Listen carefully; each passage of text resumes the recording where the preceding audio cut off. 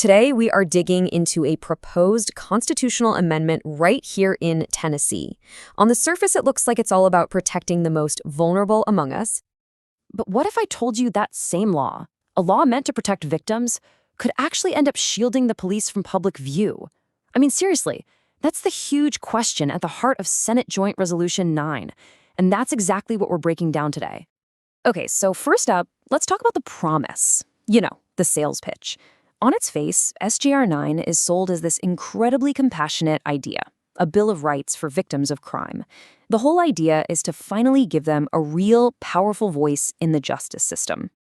And the people pushing for it, they call it a voice for the voiceless. They frame it as this long overdue Bill of Rights, right? A way to make sure that the people who have been hurt the most are finally treated with the dignity and respect they deserve. And you know what? That's an incredibly powerful message. It's really hard to argue with. So what does it actually promise? Well, the amendment lays out a whole list of really powerful-sounding rights. Things like being notified of every single proceeding, getting to speak at sentencing and parole hearings, and receiving restitution, payment from the person convicted. But here's the one you really got to pay attention to: the right to refuse discovery requests from the defense. That means a victim can say no to being interviewed by the accused person's lawyer. And that's a huge deal. We'll come back to that.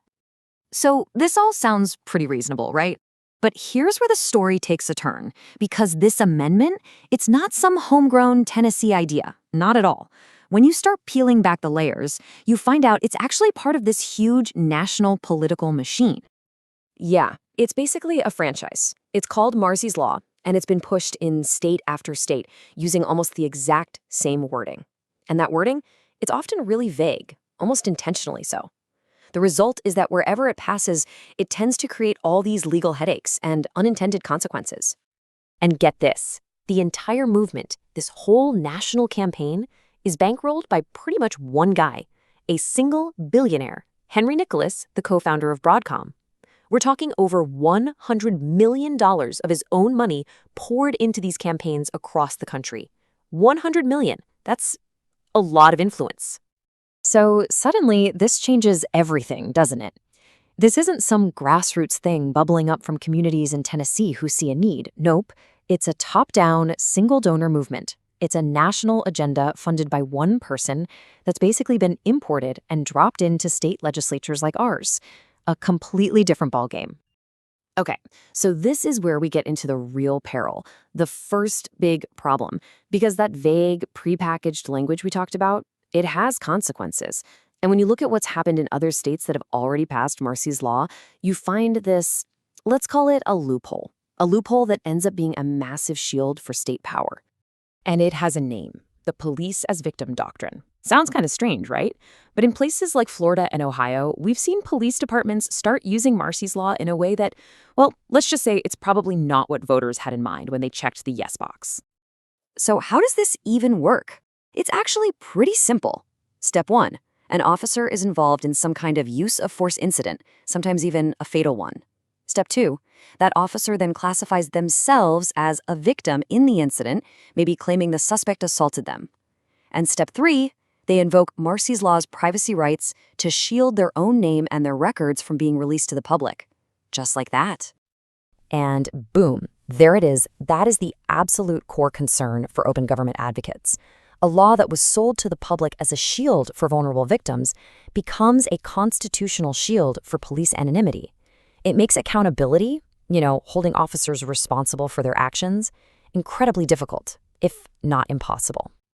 But wait, there's more. The whole shielding the police thing is a huge red flag for sure, but it's not the only one. SJR 9 goes even deeper, and it fundamentally messes with the balance of power inside the actual courtroom. It creates a seriously unbalanced system. Think about it. Our entire justice system is based on an adversarial model. It's the state versus the defendant, two sides squaring off. But Marsy's Law throws a third person into the ring, the victim, who now has their own independent constitutional rights. So what you can end up with is the state plus the victim versus the defendant. It can feel like the deck is totally stacked. And remember, that rule about victims refusing interviews? That can completely shut down a defense attorney's ability to investigate and find out what really happened. And beyond the courtroom drama, there's the money. This thing creates a whole waterfall of hidden costs and consequences that land right on the taxpayers. It's what's known as an unfunded mandate. So counties are suddenly on the hook for buying expensive new notification systems, but the state isn't giving them any money for it. DAs and courts get buried in new paperwork. It can even clog up the entire system because these new rights can blow up plea deals, forcing more cases to go to trial. And imagine you're in a rural county with a tiny budget. One simple mistake, one failure to notify a victim, and you could be facing a major lawsuit. So when you add all this up, the billionaire funding, the police secrecy, the unbalanced courts, the hidden costs, it really brings us to the key question, doesn't it? Who is actually benefiting from SJR 9?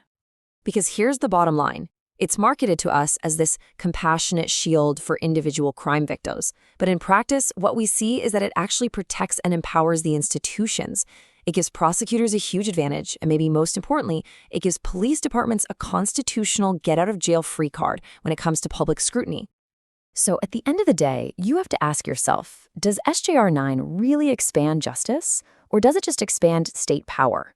This isn't just about helping victims. It's about transparency.